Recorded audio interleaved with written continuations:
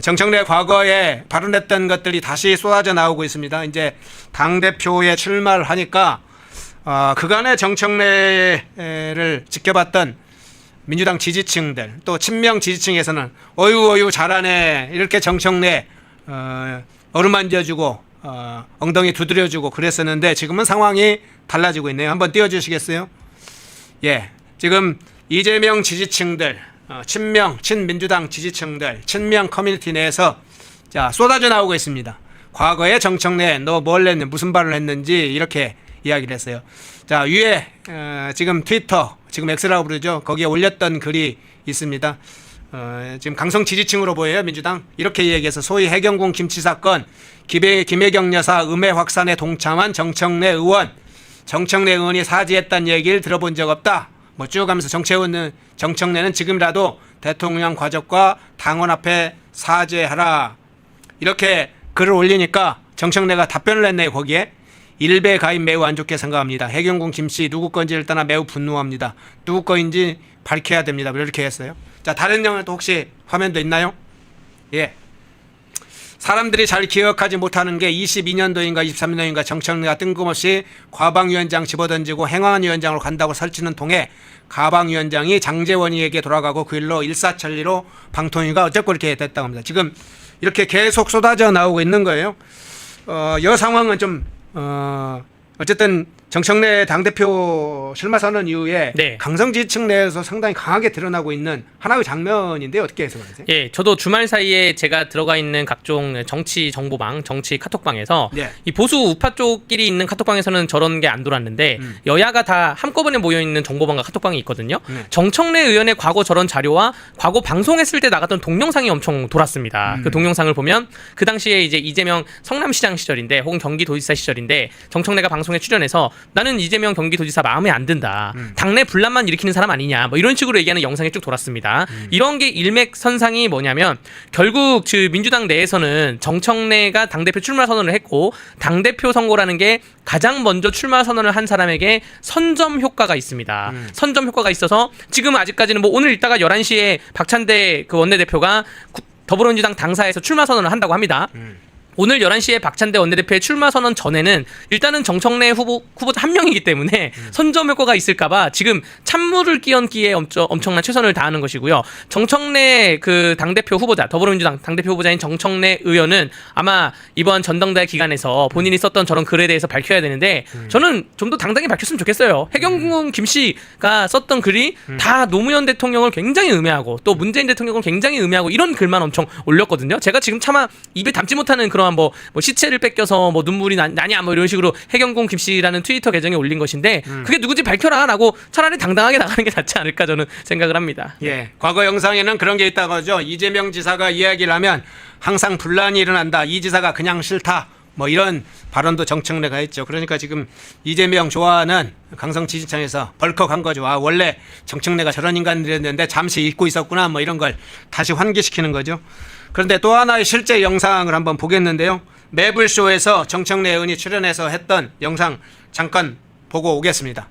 청와대 대통령 관저까지는 공개가 안 됐답니다. 그 입구까지만 공개됐고. 네. 근데 좀 낡은 시설이래요. 그래서 그것도 아마 보수공사를 해야 되지 않을까. 근데 거기는 빨리. 근데 일단 출입 통제를 시키고 그 관광 홈페이지부터 막아야죠. 그게 아직 안 돼 있습니까? 아직 안 됐어요. 신축 공사하고 있대요 오히려. 네, 오히려 이제 관광객을 위한 그러면 제가 대통령실 비서실장한테 즉시 제가 지시를 하겠습니다. 지시를 한다고요? 누구신데 지시를 해요? 강훈식 비서실장한테.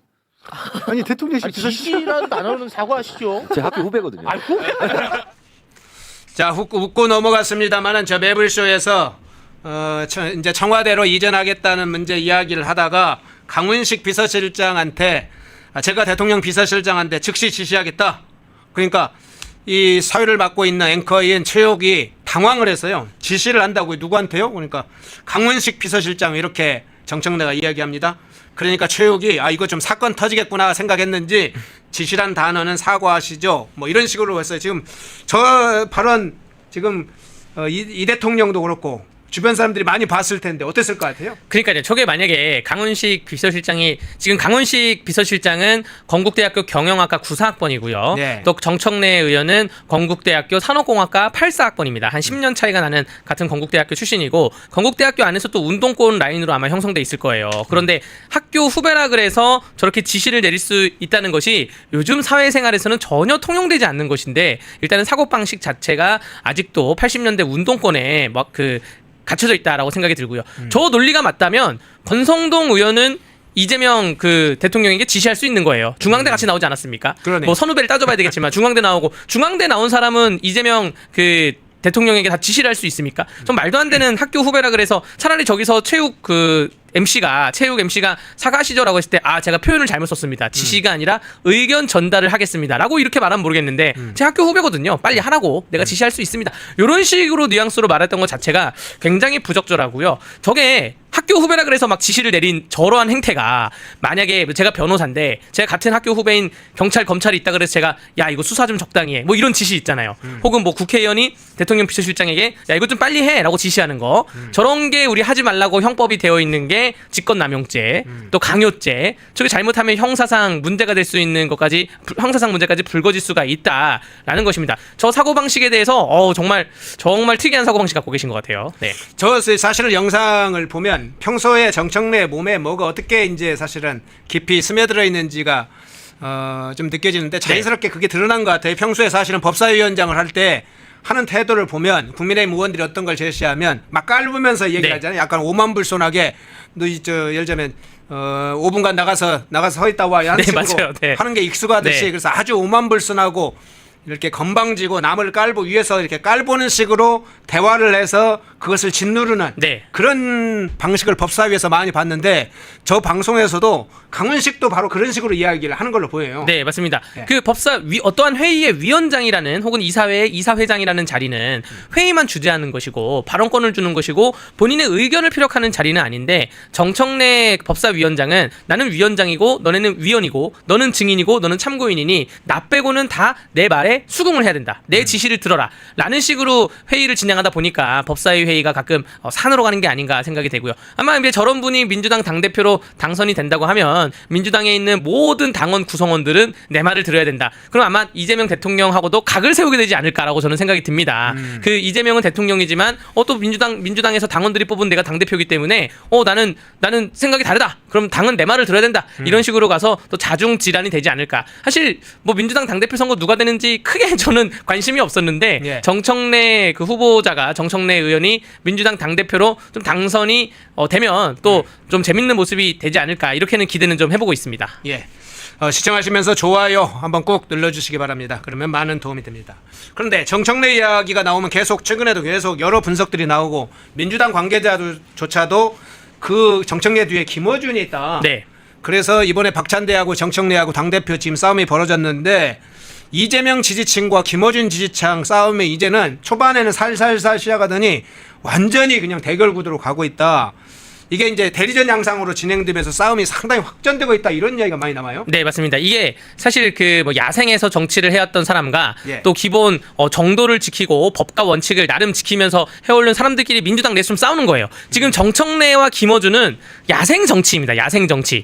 야생 정치가 뭐 나쁘다고 말하는 건 아닌데 어떠한 법과 원칙에 의해서 정치를 한다기보다는 여론에 의해서 혹은 여론을 만들어 가던가 그런 식으로 해서 논리 구조라기보다는 어떠한 다수인의 여론을 만들어가면서 하는 정치인들이 정청래와 김어준이고요. 그렇기 때문에 뭐 법이 있고 원칙이 있고 관례가 있고 통념이 있고 뭐 이런 게 있는데 그거를 싸그리 무시하면서 정치하는 사람들이 저는 두 명이다라고 생각을 하고 이재명 대통령과 박찬대 원내대표도 많은 걸 무시하고 가지만 그나마 저 둘에 비해서는 뭐냐면 이재명 대통령은 그나마 법률가고 근데 법률가인데 지금 법을 다 무시하면서 재판을 안 받고 있고 하고 있긴 하지만 그리고 박찬대 원내대표도 회계사 출신이에요. 예. 한국 회계사, 미국 회계사 자격증을 다 갖고 있기 때문에 어떠한 본인이 실무적인 일을 해봤던 사람이라는 것이죠. 운동권으로 운동만 했던 사람이 아니라 실무적인 일을 해봤던 사람이기 때문에 두 사람의 스타일이 혁혁하게 다릅니다. 굉장히 다릅니다. 굉장히 분명히 되기 때문에 이따가 11시에 박찬대 원내대표의 박찬대 의원의 민주당 당사에서 출마 선언문을 읽어보면 아마 정청래 스타일하고는 확연히 다를 것이다라고 보여지고요. 정청래 의원은 박찬대 그 원내대표한테 당대표 선거에서 지게 된다면 굉장히 정치적 타격이 굉장히 크게 됩니다. 본인은 사선 의원이고 정치도 한참 오래 했고 그 전에 뭐 운동권으로서의 뭐 또한 뭐 즉 본인의 지분도 갖고 있고 하는데 이러한 싸움에서 박찬대 그 원내대표한테 당대표 선거에서 패배하게 된다라고 하면 앞으로 향후 정치적 동력이 굉장히 크게 상실될 것이다라고 저는 보여집니다. 아직 누가 이길지는 모르겠지만 지금 1년에 우리 오늘 펜앤마이크 주제도 보고 주말 동안에 돌았던 민주당 내 강성 지지층들 사이에 돌았던 자료들을 보면 그래도 정청래 의원이 좀 불리하지 않을까. 그럼 본인이 과거에 말했던 거에 대해서 다 뒤집어야 되는데 저분은 뒤집을 수도 있다 생각해요. 뭐 나는 과거에 그렇게 말했지만 지금은 그렇게 생각하지 않는다. 얼굴에 철면피를 깔고 본인의 과거의 소신을 다 뒤집을 가능성도 있다고 봅니다. 네.